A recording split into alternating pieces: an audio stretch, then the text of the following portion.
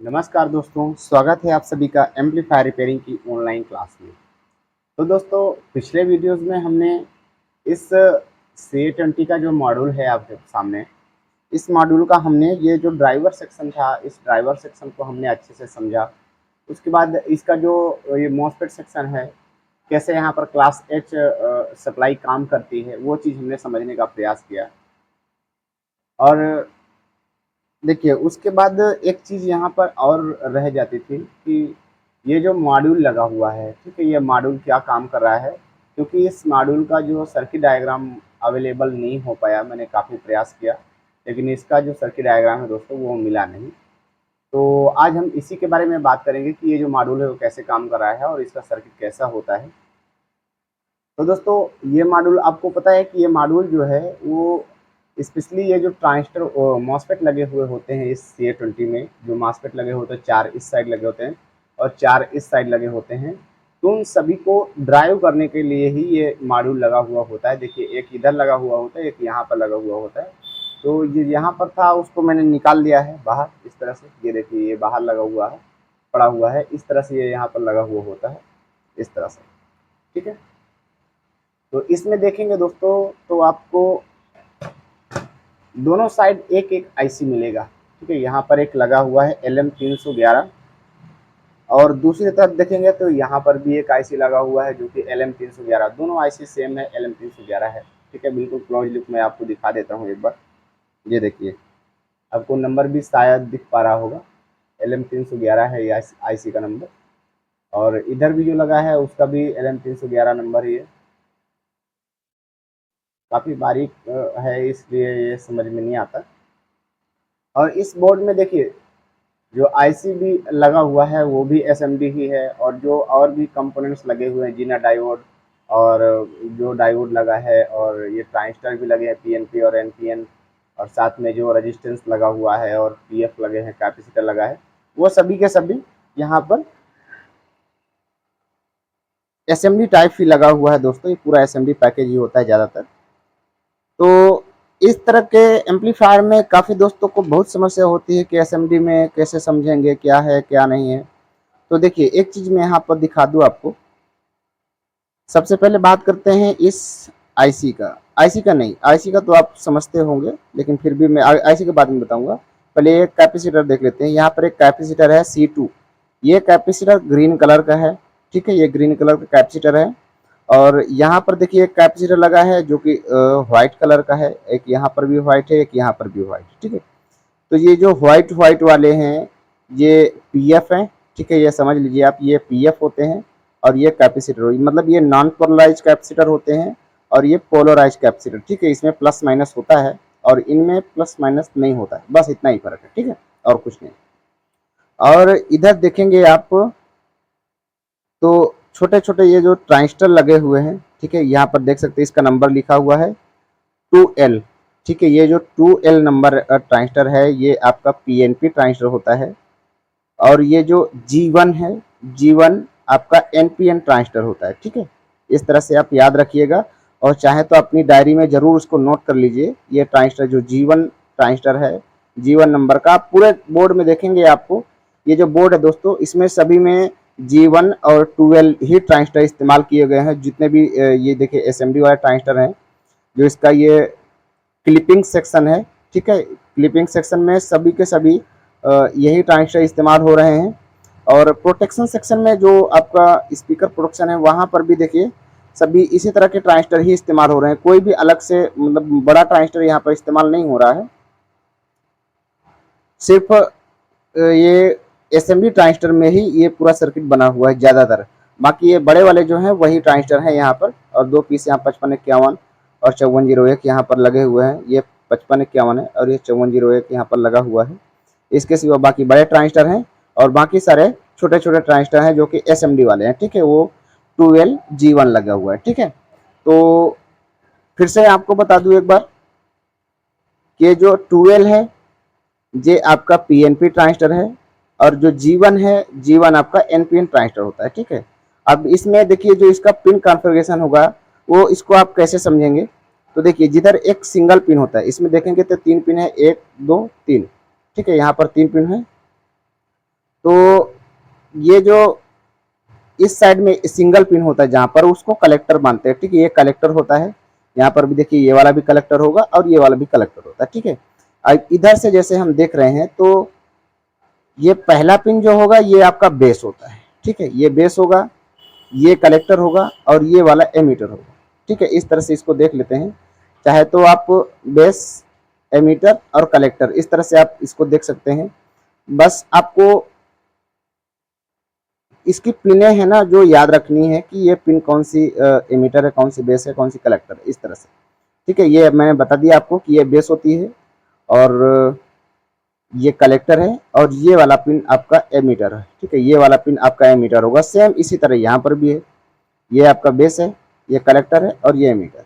ठीक है, चाहे आप इस तरह से देखें, ये बेस, एमीटर, कलेक्टर, ये भी बेस, एमीटर, कलेक्टर। ठीक है, पीएनपी, एनपीएन मैंने आपको बता दिया है।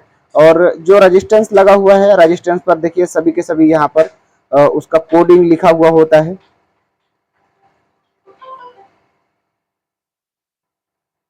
ये देखिए यहाँ पर इसमें कोडिंग लिखा हुआ है। जैसे यहाँ पर मैं आपको इस तरह से दिखाऊं,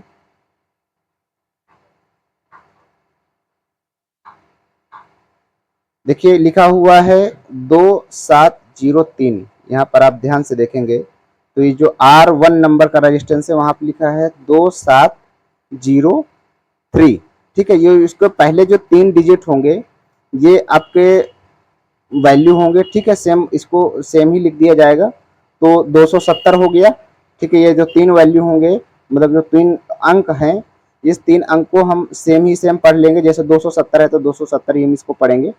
अब उसके बाद जो 3 है, 3 का मतलब होगा 3 जीरो यानी के, तो ये हो जाएगा 270 किलो ओम का रेजिस्टेंस। ठीक है, इस तरह से यहाँ पर है।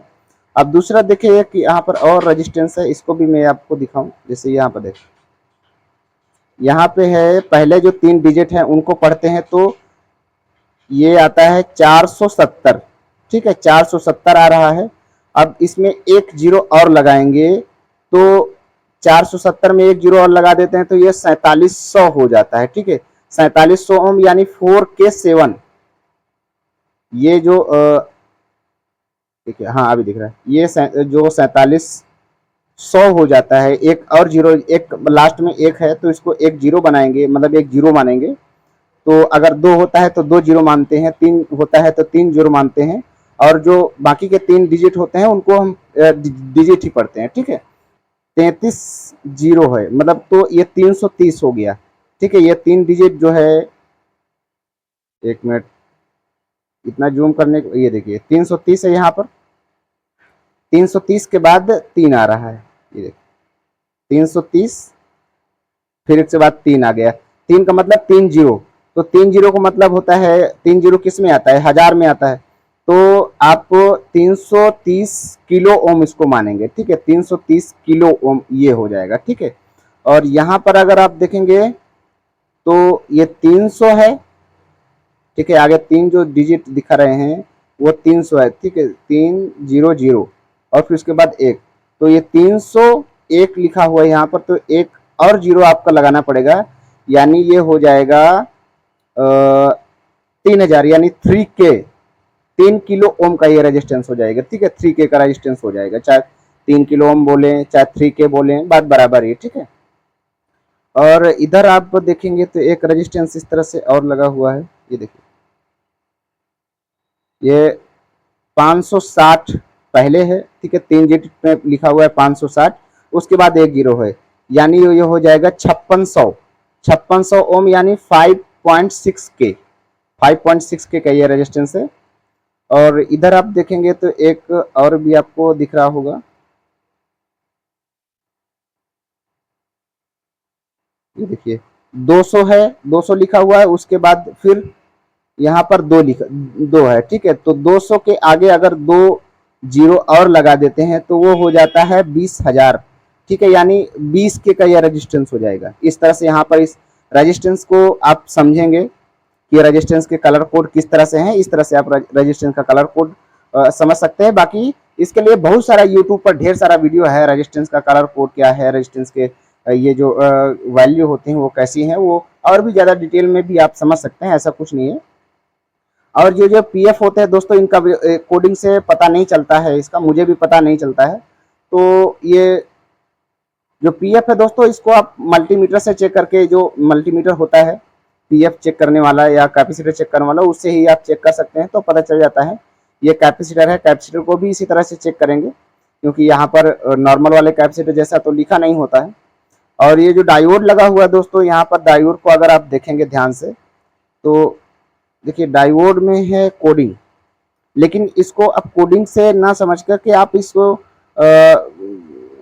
एक ऐसा सर्किट बनाएं जिससे इस डायोड का जो वोल्टेज है वो पता चल जाए। मैं उसके लिए बताऊंगा, ठीक है। ये डायोड कैसे आप पहचानेंगे, कोई भी डायोड कैसे पहचानते हैं, उसके लिए मैं अलग से सेपरेट वीडियो बनाऊंगा, तो आपको पता चलेगा डायोड कैसे आप चेक कर पाएंगे, वो सही है या नहीं सही है ये भी पता चल जाएगा, और कितने वोल्ट का है वो भी पता चल जाएगा, ठीक है। तो यहाँ पर जो डायोड D2 है, तो दोस्तों ये D2 डायोड, ये देखिए ये आपका 5 वोल्ट का डायोड है, ठीक है। उसके बाद यहाँ पर देखिए 9 वोल्ट का डायोड है, ये 9 वोल्ट का डायोड है, और ये 5 वोल्ट का डायोड है, ठीक है। तो अभी इसका हम सर्किट एक बार समझ लेते हैं कि इसका सर्किट डायग्राम किस तरह से है और कैसे ये सर्किट पूरा काम कर रहा है। देखिए एक चीज और बता दो कि ये जो इधर का जो सर्किट है और इधर का सर्किट है बिल्कुल सेम ही है। कंपोनेंट की डिजाइन में थोड़ा सा फर्क आपको लग सकता है, इधर उधर लग सकते हैं कंपोनेंट, लेकिन इसका जो कार्य का सिस्टम है वो बिल्कुल सेम ही है, ठीक है। दोनों तरफ का आपको मैं एक तरफ का अगर बता दूं, तो दूसरी तरफ का आपको अपने आप से सीखना होगा, अपने आप से मेहनत करना होगा, तभी आप समझ पाएंगे, ठीक है। सिर्फ बता देने से नकल हो जाएगी, लेकिन जब एक तरफ का आपको बताने के बाद दूसरी तरफ का आप खुद से निकालते हैं तो आपको एक समझ पैदा हो जाएगी, ठीक है। सर्किट को कैसे, सर्किट को निकालते हैं, उसका डायग्राम कैसे निकालते हैं, ये चीज आपको समझ में आ जाए। तो चलिए शुरू करते हैं और इसका सर्किट डायग्राम हम स्टडी करने का प्रयास करते हैं कि इसका सर्किट डायग्राम कैसा होता है। तो देखिए दोस्तों, यहाँ पर ये आपके सामने इस तरह से मैं रखता हूँ, ये देखिए ये CA20 का सर्किट डायग्राम है, ये इसका स्विचिंग सेक्शन है, ठीक है। इसका जो स्विचिंग सेक्शन है इसके बारे में मैंने आपको बता रखा है पहले से ही क्लास के दौरान कि ये किस तरह से ये स्विचिंग सेक्शन काम करता है। अब यहाँ पर ये जो छोटा सा सर्किट आप देख रहे हैं, ये छोटा सा सर्किट यही वाला सर्किट है, ठीक है। ये कोई दूसरा सर्किट नहीं है, लेकिन यहाँ पर इसमें इस डायग्राम में ये इसको ऐसे ही छोड़ दिया गया है, सिर्फ यहाँ पर पिनें लिख दी गई हैं कि ये पिन से ये जा रहा है, ये इस पिन से ये जा रहा है, ठीक है। इस तरह से यहाँ पर है। तो इसी के अंदर का जो हम सर्किट आप यहाँ पर डिजाइन करने वाले हैं, ठीक है। तो दोस्तों सबसे पहले हम ये LM311 जो सर्किट है, कंपैरेटर आईसी है, ये इस आईसी को पहले हम समझ लेते हैं कि LM311 आईसी कैसे काम करता है। तो देखिए ये जो कंपैरेटर आईसी है, आपको पता है कि उसके अंदर का जो कंपैरेटर होता है कुछ इस तरह से देखने में आता है, देखने को मिलता है आपको। उसमें 2 पिन, जैसे ये 2 नंबर और 3 नंबर पिन इनपुट हो जाता है, और इसका जो यहाँ पर देखिए जिस तरह एरो जा रहा है, ये आपका 7 नंबर पिन यहाँ पर बनता है, तो 7 नंबर पिन से आउटपुट होता है, ठीक है। ये 2 पिन आपके इनपुट हो गए और यहाँ से 7 नंबर पिन से आउटपुट होगा। वो किस तरह से होता है ये समझ लेते हैं। तो दोस्तों ये 8 पिन का आईसी है, ठीक है। यहाँ पर देखेंगे तो ये 8 पिन का आईसी है, LM311 जो है ये 8 पिन का आईसी है। जिधर ये लाइन होती है, इसमें या तो लाइन होगी या तो पॉइंट होता है, तो वहीं से आप 1 नंबर पिन आईसी का गिनना शुरू करते हैं। तो ये मान लेते हैं ये 1 नंबर पिन हो गया, फिर 2 नंबर है, 3 नंबर है, 4 नंबर है, फिर उसके बाद देखिए ये थोड़ा सा उल्टा हो गया यहाँ पर, ये गलत है यहाँ पर, ठीक है। इसको मत, अब देखिए यहाँ पर 4 नंबर के जस्ट सामने ही 5 नंबर आता है, फिर 6 नंबर आता है, फिर 7 नंबर आएगा, फिर 8 नंबर आएगा, ठीक है। तो इसका जो 1 नंबर पिन है वो क्या है, ग्राउंड, ठीक है। ये 1 नंबर पिन दोस्तों ग्राउंड होता है। अब इसका जो 2 नंबर पिन है वो पॉजिटिव इनपुट होता है, ठीक है। ये 2 नंबर पिन पॉजिटिव इनपुट होता है। अब इसका 3 नंबर पिन है वो निगेटिव इनपुट होता है,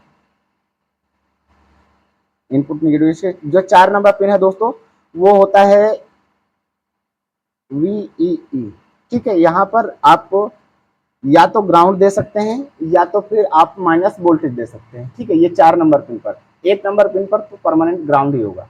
तो किसी किसी सर्किट में आपको यहाँ पर -15 वोल्ट मिलेंगे इस 4 नंबर पिन पर, किसी किसी को ग्राउंड कर दिया जाता है, ठीक है। इसका जो 5 नंबर पिन और 6 नंबर पिन है वो दोनों बैलेंस इनपुट के लिए है।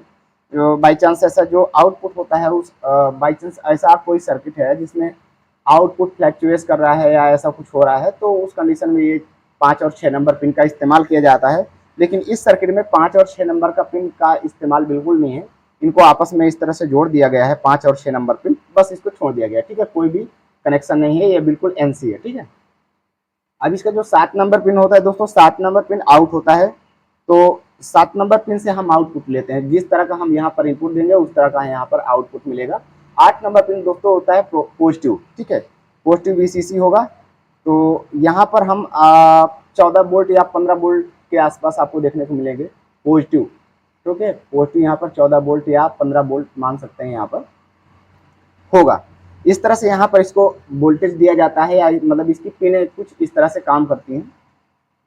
थोड़ा सा लाइट की प्रॉब्लम है शायद, मैं एक बार देख लेता हूँ।